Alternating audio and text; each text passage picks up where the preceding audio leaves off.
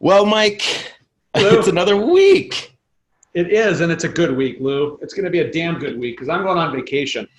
Yeah. Well, as I'm saying the word week, I do want to tell the lunatics that I mean it as the WEEK week version I because like I I don't like that you had to qualify that.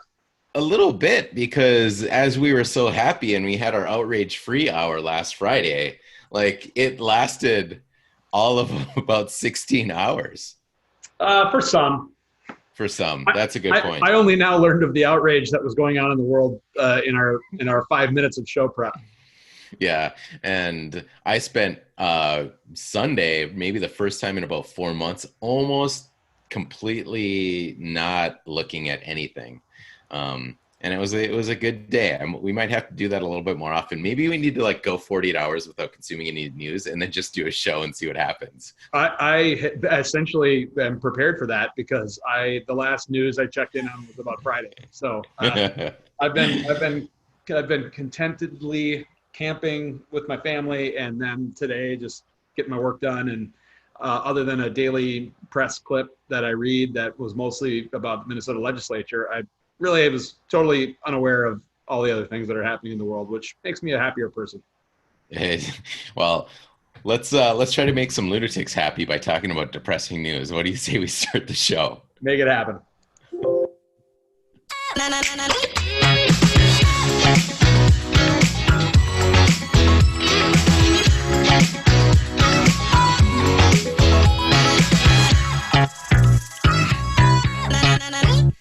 Welcome to Hot Lou Happy Hour. I'm your host, Louis Bromowski, or somewhat supremely known as Hot Lou. I am former court watcher Mike Franklin. I should be careful about that because we're not going to be leading in with the Supreme Court news. I No, need to maybe undo that. of which I was blissfully unaware until just moments ago. Yeah, and then really excited to see all of the things that had from I think academic perspective, right? You were kind of excited about it. Yeah, we'll get into that, but my show prep on this is about 30 seconds long. But it was if you're interested in looking at the court as just another branch of the legislature where things just only happen on a partisan basis, you will be pleased to learn that that is not always the case. Interesting. Well, we'll get into that, but the most depressing thing over the weekend is we had another Black man die at the hands of the police in America, and this time in Atlanta. So if you haven't heard, his name was Rayshard Brooks. And, I think I've got some of the details straight, but lunatics, if you're out there, feel free to correct me or the show notes or however you want to do it. But I'm going to try to recap everything that I understand leading up to the event, and then we're going to share the video. And the video I'll try to stop it before Rayshard actually gets shot, but fair warning, there isn't anything too graphic in terms of like gore in the video, but the video that we're about to share does show him being shot, and he did end up later dying after being shot. So really briefly, as I understand it, and I think most of what we understand from this has come from the police and a lot of the eyewitness stuff that we saw, as we have learned with these sort of things. A lot of just information comes from all over the place, and who knows what you can trust. But everything that I've been able to gather so far is that this man was in a Wendy's drive-through, Rayshard driving, and he had passed out at the wheel, and the car was stopped. He's out cold. They call the cops on him, say there's a man sleeping in the drive-thru, and a bunch of the other customers have to drive around him to make stuff happen. Police show up, wake him up, ask him to move the car off to the side. They move the car off to the side, and then it's squarely in the middle of the Wendy's security cam, which now we have got great footage there. The police shared all of their body cam footage, which we'll share here in a second too. And then there was understandably, a bunch of cell phone footage that also started circulating.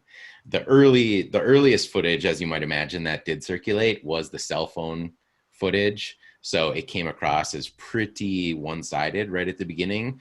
And then I think before the night was over, the Wendy's was on fire and there were people all over Atlanta shutting things down. Then we'll talk a little bit about the aftermath, but I want to share the footage here. And so everything leading up to what I just described is now they've asked Rayshard to get out of his vehicle. They suspect him at that point of driving under the influence. I think at this point in the footage, because they've skipped ahead, they've already done a sobriety test, a field test. So I think he was like walking the line and, following a pencil with his eyes and doing those couple things. And now they've given him a breathalyzer. And now this is the body cam footage from the police. And I think the next thing you're about to see here, and there is no audio, just so everybody knows. So you saw a jump cut there. They're showing what is now the breathalyzer results. And I don't know, do you know anything about breathalyzers, Mike? I assume this either means 0.108, which would be, I think, over the legal limit in every single state. Right. And even if not, it's 1.08, which I think is also over the legal limit in probably like every state except for maybe like Texas or something. I'm pretty sure all the states are at 0.8 now. Okay. So at this point, as the police have recounted the events, they tell him he's under arrest and they start to handcuff him. And what you'll see here, I think there might be another jump cut.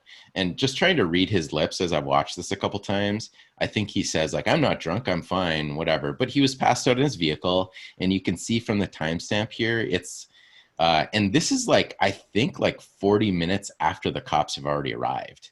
Oh, so wow. They've asked him to move to the side. The other YouTube video I have of that I couldn't find the particular timestamp for this has him, it's like an hour and a half long of the footage leading up to this point. So this has been really edited here.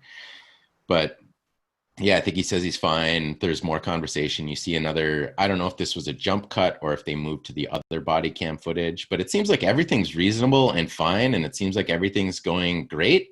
They get one of the handcuffs on him and then he starts fighting.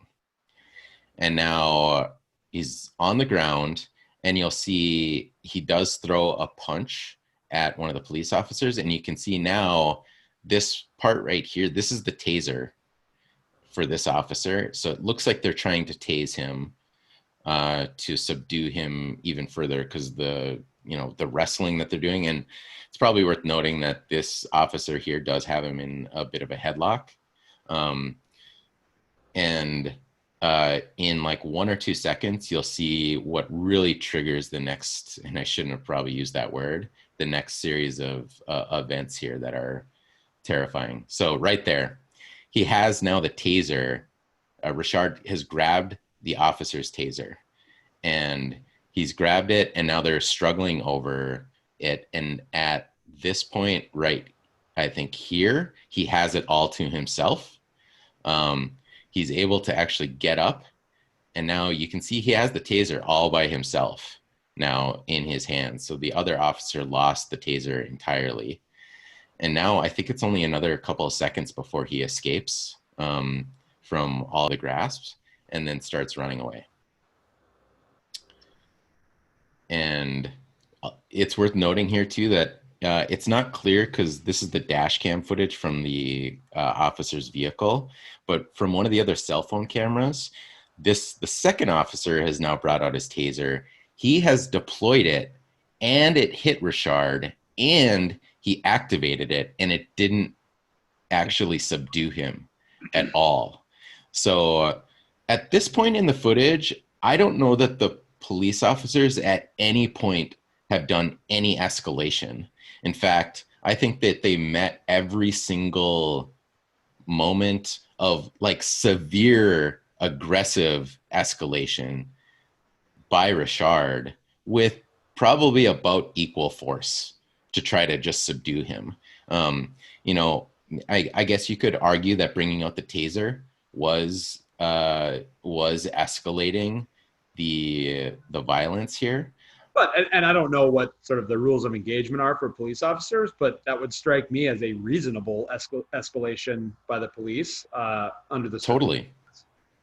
And I've seen a handful of people make the argument that at this point, the police officers are not actively trying to de-escalate. And I honestly have no, I can't even, like, I've been racking my brain for a day and a half to try to understand what possible mechanism the police could do in this scenario to de-escalate. Couldn't And de-escalate until you had him in custody, right? I mean, until you had him cuffed in yeah, a police car, I would assume is when you could start to de-escalate. I mean, I don't know. I'm watching this for the first time, but that's, see, now this seems like one of the cases in which I would agree with you that the cops really didn't seem to do anything wrong based on the footage that I just watched. And the sort of argument, such that it is, should focus at least a little bit on how dangerous a job it is to be a cop. yeah, And how they didn't have the benefit of 2020 hindsight as far as they were yeah. live. Now we don't hear the audio, so I'm certain that there will be folks who will talk about how they could have used their words to de-escalate, and maybe there was verbiage that was being offered back and forth. I don't know anything about that, but Yeah. So, and I'm going to talk a little bit about that, but you make a really good point that, like, I think the people that watch some of these videos have never watched the videos that police officers get killed. Because there are countless videos of that happening and how quickly it does happen, where they're actively trying to de-escalate and they end up losing their life over it with a criminal that, on camera commits a crime. So the next portion, if you want to unwatch this or, look away or something, I think it's only another like 2 or 3 seconds away from when he is shot. Rayshard is shot by the police officer. But at this point, they now again attempt to use non-lethal methods to restrain him with the taser, and it fails. And I'll say that specifically the taser here, that it actually did attach to Rayshard, because you could see it in the other cell phone footage. The wire is actually like running away with him. So again, in a couple seconds here, the shot is going to go off. But you see him now, they switch over to the Wendy's camera. This is the Wendy's security footage. And literally we're only 2 seconds away from the shot here. So, and you can see in that shot, Mike, you probably saw that Rayshard turned with the taser in his hand, and that flash that you saw from the taser was him firing it at the officer. And at that point, I think it's the officer that's farther away that shoots his gun, but it's not entirely clear. But apparently they shot him 3 times. And I have to say, and then the rest of it is they actually don't try to revive him. Apparently he was still conscious at this point. And I mean, we can maybe get into that a little bit, but I can understand the police not actually wanting to approach him at this point. Like you said, having the benefit now of knowing that he didn't have any other weapons, but knowing that the taser might be in his hand and who knows what he can do with it is probably pretty scary. But I don't understand how people are calling this an unjustified escalation of force by the police when, as we were talking about that was a couple of minutes of like review footage for us. But that entire sequence from the time that they put the handcuffs on him to the time that he's shot is something like, I don't even think it's 25 seconds. I mean, maybe I'll look at the timestamp. But I don't know. I mean, I think there's almost no reason that a police officer should be put in a position to be the judge, jury, and executioner. However, if they're in a situation where somebody that they're trying to actually apprehend continuously goes from being suspected of a crime, they collect evidence to confirm their suspicion, they try to subdue him, he fights them, punches them, steals their weapon, runs away, shoots at them. I don't know that the police in this particular case had any real other option at this point. I mean, the only other option would be to let him run away on the basis Yep. that it's just a DWI. Is it really worth jeopardizing taking somebody's life over? Which certainly, again, with the benefit of hindsight being 2020, you can say that, but resisting arrest is a real thing, and I can understand, as we're all learning, that there's whole classifications of people in this country who are understandably more calm and or less calm and collected than perhaps you and I might be in a similar situation. I appreciate that there's as we're learning, there Black men fear for their lives when they're being pulled over by the police. I don't know what to do about that between the death of George Floyd and this past weekend, as far as healing maybe multiple generations of distrust. So I kind of don't know what else to say other than if it really was just about a DWI, you were probably going to be okay. But I guess it's not for me to say what may have been going through his head. I don't know. I tend to agree with you. Watching it now just for the first time, and I read a little bit about it this morning, this seems like one of those situations that is 100% a gray area all the way up to, and I would say gray area edging to, if not maybe decidedly in the cop's favor, given the footage I've seen. Yeah, I just cannot. I don't know. I've watched all of the videos multiple times, and I'm trying to and the people who are, and I get the climate, but the people who are saying that this was another unjustified escalation of force by the police, I think that their judgment is being clouded by the climate. And yeah, I understand. Yeah, because how can you say that? How can you definitively make that argument based on what I just watched? That makes no sense. That's and I'm going to ask the lunatics the same thing. If you're in the camp that the police escalated this unjustifiably, what during the sequence of events did the police do wrong up to, and that's what I've been challenging in the conversations that I've had around this. I've been asking that particular question. Like, what about this did you see that the police were unjustifiably escalating when the suspect in this particular case, Rayshard, was continuously escalating at every single level here? And right. The only explanation I've heard back is the one that you just offered, which is just let the guy run away.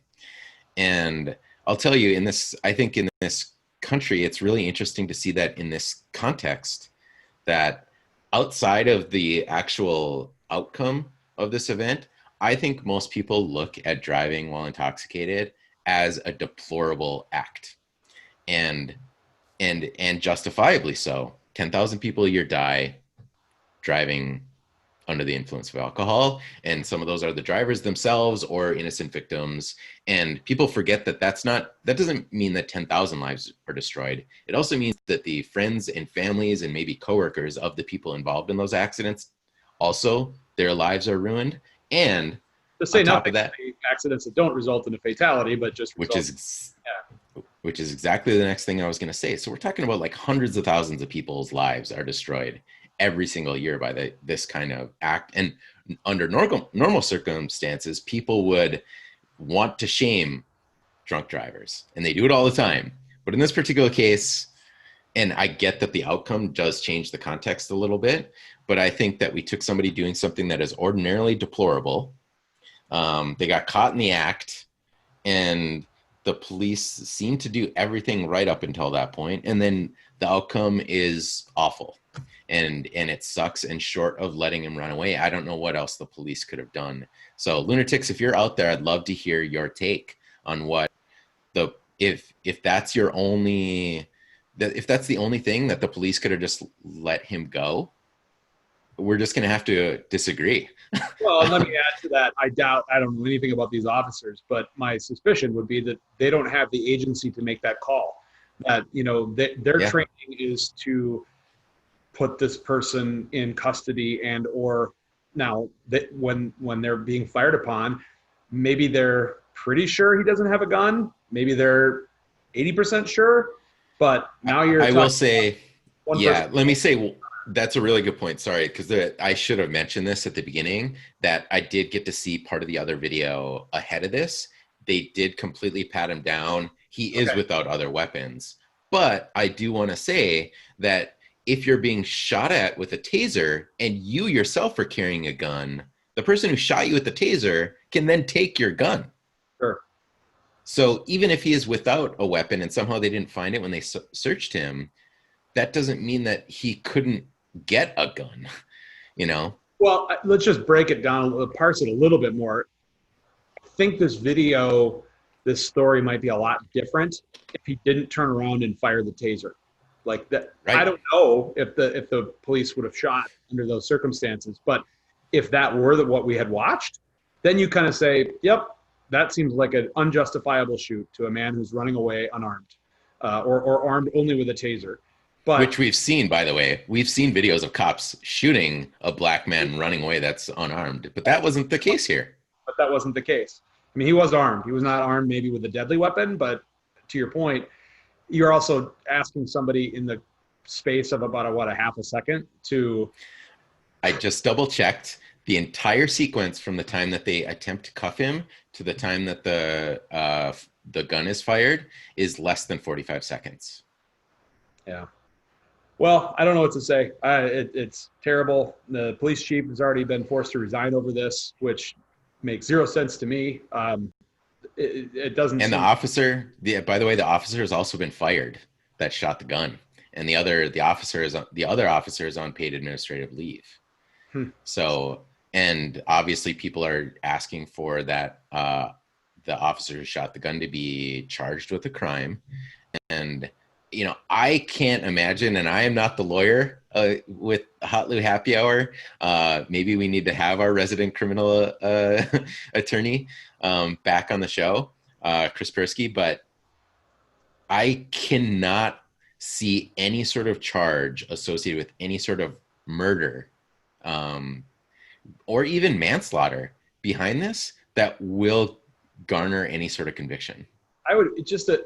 I understand that rules with police engagement are a little different, but if anything, I think what we would hear is they're a little more slanted in favor of the police. But just if it were you and me in that situation against Rayshard, I think basic self-defense law would, I'd not say it's dispositive, but it would be, you and I would have the benefit of the doubt in that case. It would certainly constitute reasonable doubt. Absolutely. And so that's the threshold. And I don't know I don't know the laws in Georgia. I don't know the state of the police training that these men were given. But if your analysis stops at white cop, black victim, like, okay, that's not useful in this case, and probably it's not totally useful in every case. But I'm glad that we're individually looking at these case by case and sort of saying, well, this one can fall into that rubric and this one maybe not so much. Yeah, I mean, this is the one that you already said it and I kind of repeated it again. Maybe I need to repeat it, but I think that the people who are arguing in this situation that the police overreacted have never watched the videos where police end up dead in these situations, and your commentary behind that really shows that you've never watched those videos, because those are equally terrifying, and in some cases even like I'd say some cases it's even worse. I will say that I cannot imagine in the past few weeks why anybody would want to go into the police, would want to become a cop today. I know. I cannot fathom. And actually, it was an interesting thought, and I'm struggling to come up with who expressed it. But it was somebody who was talking about we shouldn't have. I mean, policing. There's these incredible parallels that run with teachers, right? That we should require and pay for the absolute best of us to be in those positions, and yet we don't. The entry-level salary for a police officer is pretty similar to what it is to be a teacher, right? You're talking 30s, right. $1,000 a year, and maybe more depending on your level of education and your specific assignment. But I think that many of us would be willing to pay a lot more from the public treasury to get the absolute top quality training, disposition, all of those things, quantity over, or rather quality over quantity. But I would say the same thing with teachers too, that we already have a situation where teachers are through union rules given the incentive to get higher degrees. But I would be of the mindset that, well, I would wish to self-select among that group the very best of those teachers, and maybe make it easier to get rid of the very worst. And my guess is any cop can tell you who the bad cops are in a room. Right. Similarly, probably any teacher can tell you who the bad teachers are in a given school.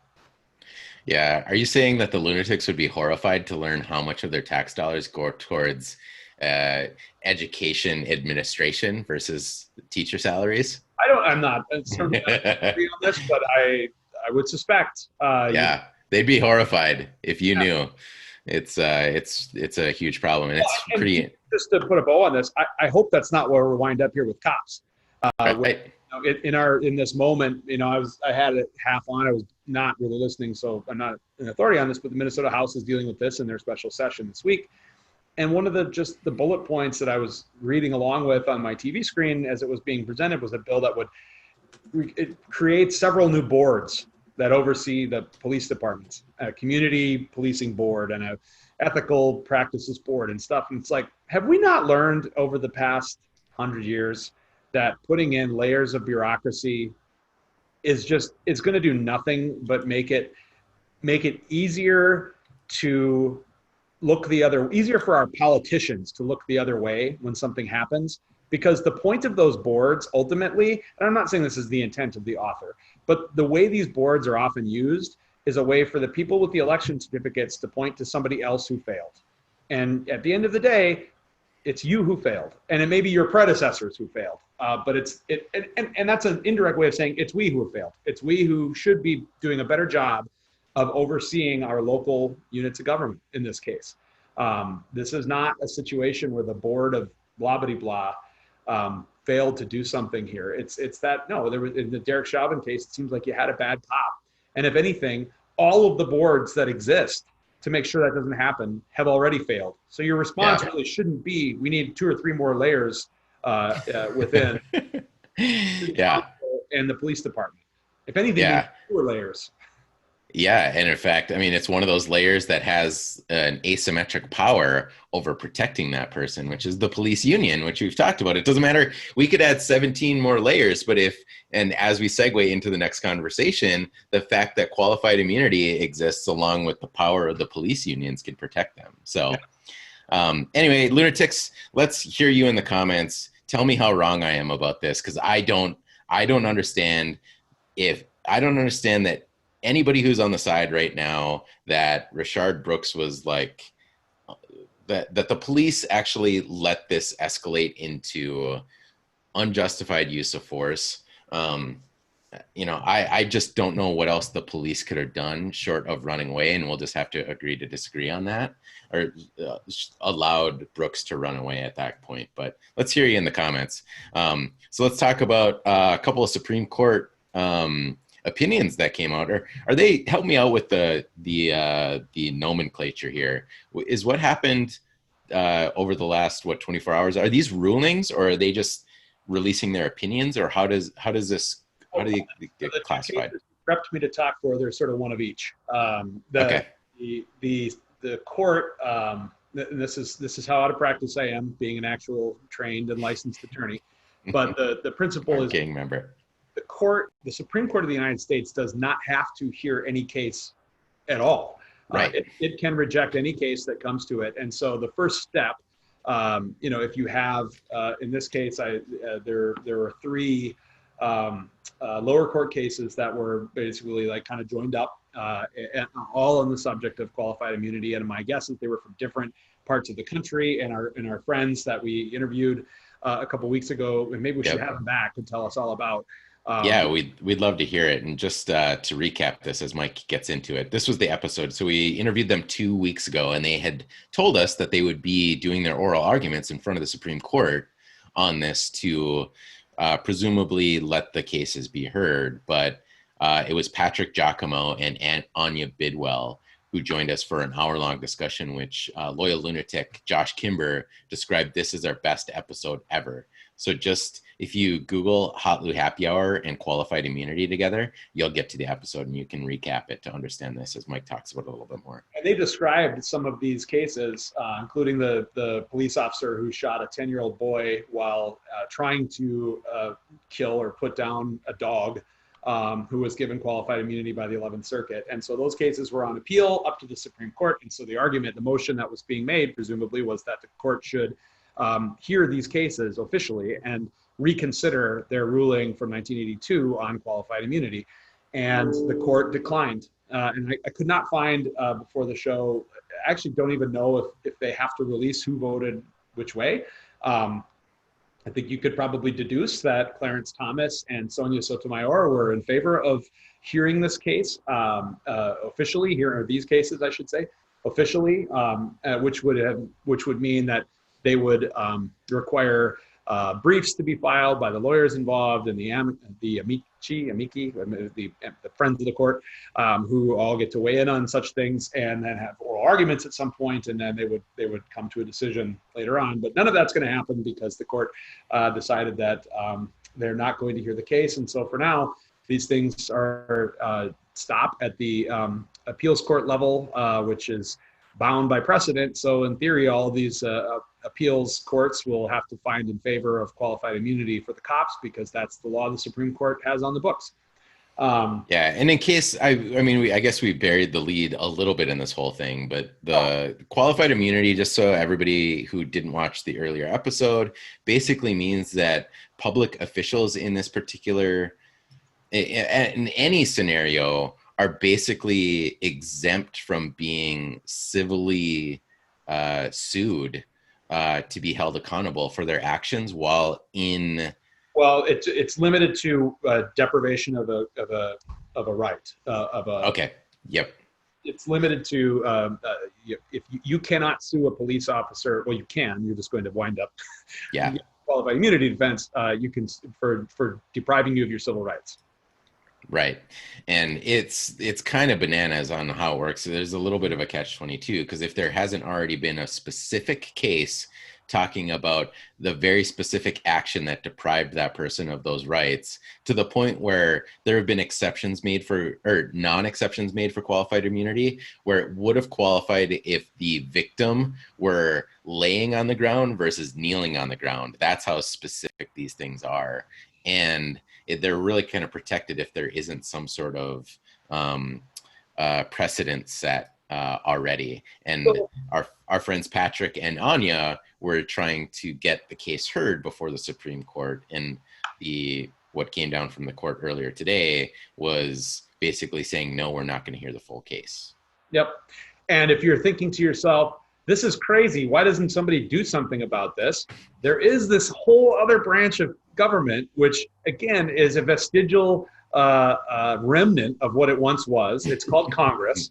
The legislative branch. The legislative branch could absolutely do its own challenge of qualified immunity and amend the section of the law that the Supreme Court effectively has already amended through its ruling to specifically say that police are only liable under X, Y, and Z. I mean, the Congress could write a law. In fact, the court's favorite thing is when Congress just clears up the ambiguity itself, and so the court doesn't have to. But of course, that would take political courage, which is not something we have in large amounts these days. And so, but there is the CBS article I'm reading does suggest that there is an approach that's being going through at least the House, which is controlled by the Democrats.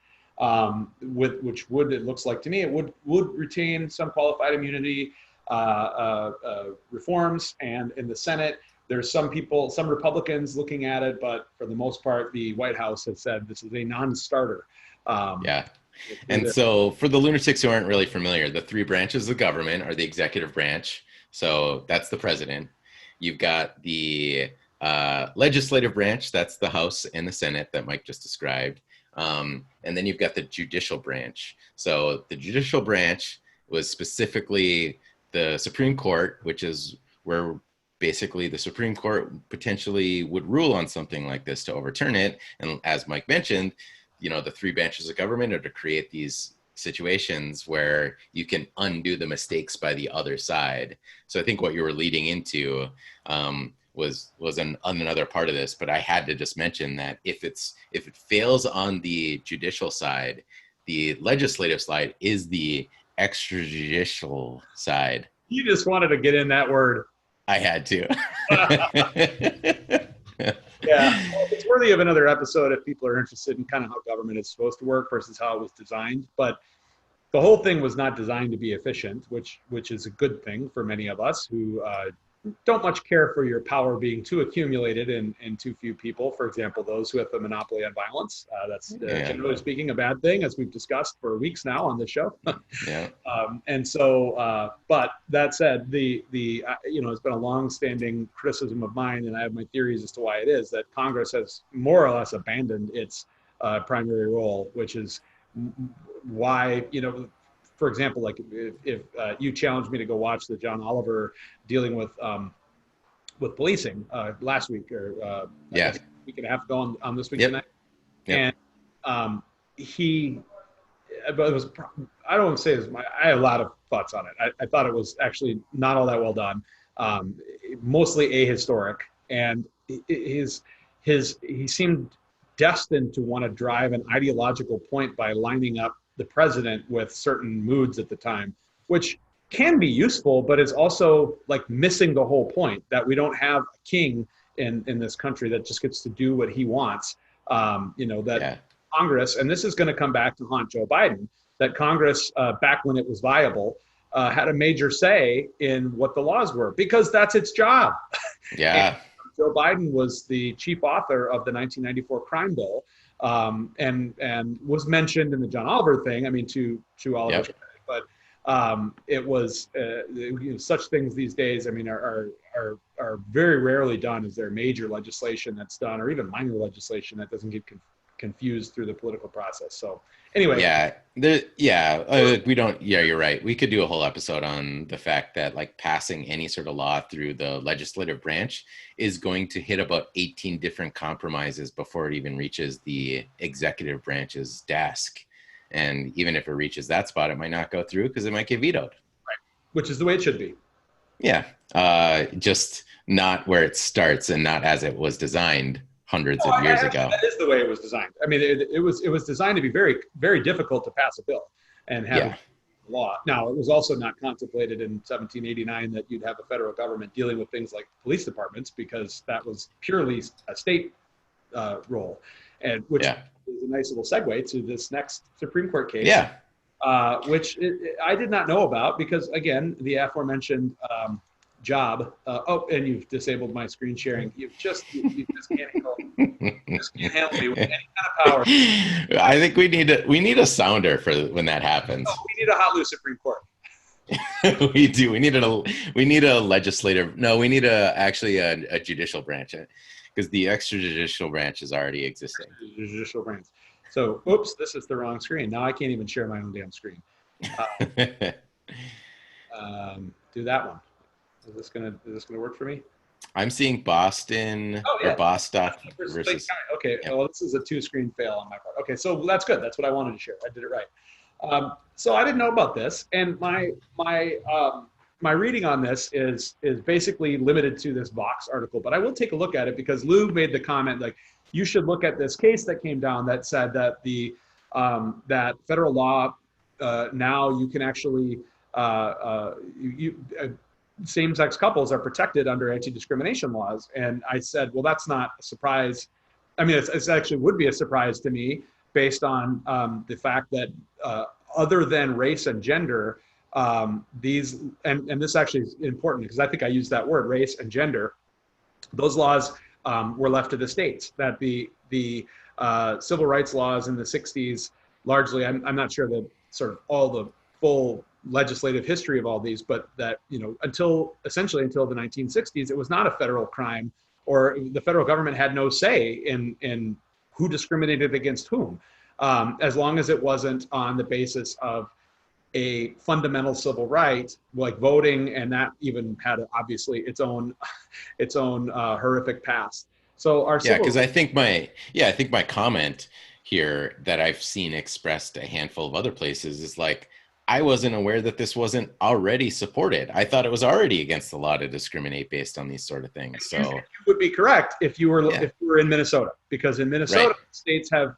long since added protection for sexual orientation into the definition of what is what is sort of considered in a discrimination lawsuit. So anyway, this is interesting because Neil Gorsuch, who is Donald J. Trump's first appointee, is as close as there is to kind of a, he's not a clone of Clarence Thomas. And this article actually kind of goes in a nice way to, he's more of a textualist, where Thomas is an originalist, which are kind of Okay. quote watcher terms. But the difference is actually really valid and really comes to the fore here, because Gorsuch's point and in finding that you cannot discriminate against people with different sexual orientations is that the actual text of the statute says, let's see if I can find it, clearly prohibits, wait a minute, where is it?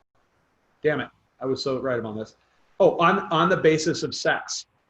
So Title VII of the Civil Rights Act of 1964 bans employment discrimination that occurs, quote, because of sex. And so as Gorsuch, and by the way, also Chief Justice Roberts, who is a George W. Bush appointee, basically lay out that it is sex discrimination to terminate somebody for doing what you would have looked at differently if it was a man and a woman. So if it's two men engaged in activity that you would look at differently if it were a man and a woman, that is discrimination on the basis of sex. And That is fascinating. They actually merged the distinction back frankly, I think the LGBTQ advocates, easy for me to say, have been trying to parse out for generations, which is that, well, you need to have sexual orientation be its own protection. Gorsuch extrajudicially kind of merges it back in and says, no, that's the same as discriminating based on whether a person is a man or a woman, in this opinion, which is really kind of fascinating. I want to learn more about this, because that's a clever way to sort of, and by the way, the originalists, of which I assume that the three Supreme Court justices who did not vote in favor of this would more or less be on this page, which is to say, well, Congress in 1964 did not intend to protect LGBTQ people. They did. If they intended to do that, they would have put it right in the bill, and they didn't. And so Congress today in 2020 could do that. Congress could open up the 1964 Civil Rights Act, Title VII, and just add a line in there about sexual orientation. And it's interesting because both sides of that conservative divide are kind of correct. Gorsuch found a clever way to say, well, they don't have to do that because it's right there in the text that's already there. Yeah, so I'm just gonna repeat this and correct me if I'm wrong. And to make sure the lunatics got this, because I do find it fascinating that, because I've never heard this argument be made, but the argument he's making, and you said it, I think you said it was Gorsuch, is basically, yeah, under Title VII of the Civil Rights Act, it would be discrimination, sex discrimination, because if a woman were deciding to enter a sexual relationship with a man and not be discriminated against based on that, but then if it were a man who entered into a sexual relationship with another man, because those man and that woman were treated differently for the exact same behavior, then that makes it sex discrimination, which is fascinating. So I found it. It was highlighted for me, but as is usually the case, or as is, I should say, very often the case, the court actually says it better than I could say it myself. In titles, this is a direct quote from the ruling. And this is, by the way, for the procedure we were referring to earlier, this is an actual ruling. So this holding is now valid across the United States. And so discriminating on the basis of sexual orientation is now illegal. It is now anti-constitutional across the United States, regardless of whether your state has a statute or not. At least that's how I read this. So in Title VII, Congress outlawed discrimination in the workplace on the basis of race, color, religion, sex, or national origin. So just quick pause. Unless it was one of those items prior to yesterday, then the federal government is silent on this. That whatever other discrimination you want to do is okay, at least by the federal government. Now you have to check your state laws, but that's what we were talking about. So today we must decide whether an employer can fire somebody simply for being homosexual or transgender. The answer is clear. An employer who fires an individual for being homosexual or transgender fires that person for traits or actions it would not have questioned in members of a different sex. Sex plays a necessary and undistinguishable role in the decision, exactly what Title VII forbids. So it's very clever lawyering by probably the advocates who wanted to expand the definition of Title VII, knowing that they could probably get Neil Gorsuch to go with them on something like this because he's a textualist. What does the law say? So argue to him what the law clearly says. That's a very clever argument. Yeah, that is fascinating. And not that the other aspect of this, that it's awesome to hear that humans are not going to be discriminated against at the federal level. So, but devil's advocate. So I'm a Catholic, right? Yeah. So let me suggest that there are going to be people who feel it is their right to discriminate on the basis of sexual orientation and employment circumstances. So now you've got, and you can say this is right or wrong and go pound sand, you papist, if you wish. But now I'm in this situation where if and I don't know that this would happen, but let's just play it out. If my church, which is a corporation under the law, discovers that it's got an employee who's transgender, which is against the teachings of the church, they have to come up with some other basis under which to fire that person, which everything is a tension of rights. You know what I mean? Like, so yeah, you have the right to that job. But under why, like when you take HR courses, which I've done several times over the years, if you're an at-will employer, right, I'm looking at from the perspective of the employer, you can fire somebody for any reason at all except the wrong reason. So this is just adds to the list of what is the wrong reason. Now, as a practical matter, in Minnesota, this was already the law, so this doesn't really change all that much. Exactly, which was my observation and the observation that I've been seeing all over the place. So hopefully the lunatics are saying like, oh, wow, so this is probably, if it's aligned with your views already, a great thing to now happen that you might have thought already was happening. It probably was, because most of the states, I think, do have that as a protected class. Yeah, I don't know how many. I'm sure, but it's a lot. Even if it's not most or a majority, it's a lot. So your state probably, there's a good chance that they already did. But now it's basically laying it across the federal. So that's really the difference that happened here. Is instead of the state protecting you, now it's the federal, Supreme Court coming to the defense. What's brilliant about what Gorsuch did as a conservative is to say, well, it's not the Supreme Court either. It's the U.S. Congress. It's right there in the law. You just missed it.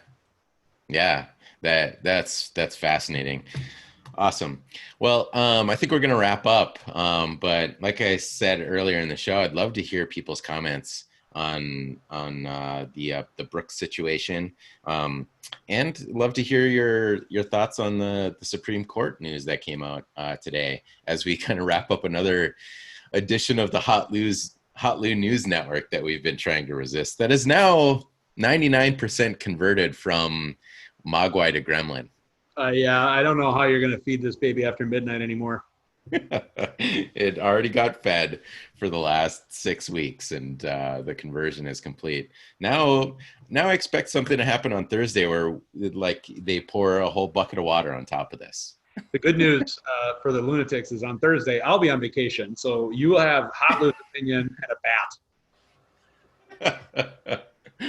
Yeah, and who knows? I'll try to check in on vacation, but my priority will be, playing bags and playing cards and being with the fam. But I'll try to check in. I don't want to leave the lunatics hanging. Yeah, maybe there's a loyal lunatic out there that wants to play hot mic number 4. Oh wow! Well, you can try. Yeah, throwing down the gauntlet there. So, all right. Well, thanks everybody for tuning in to today's edition of Hotlou Happy Hour. I am your host, Hotlou. I am Neil Gorsuch superfan Mike Franklin. And we'll talk to you on Lose Day.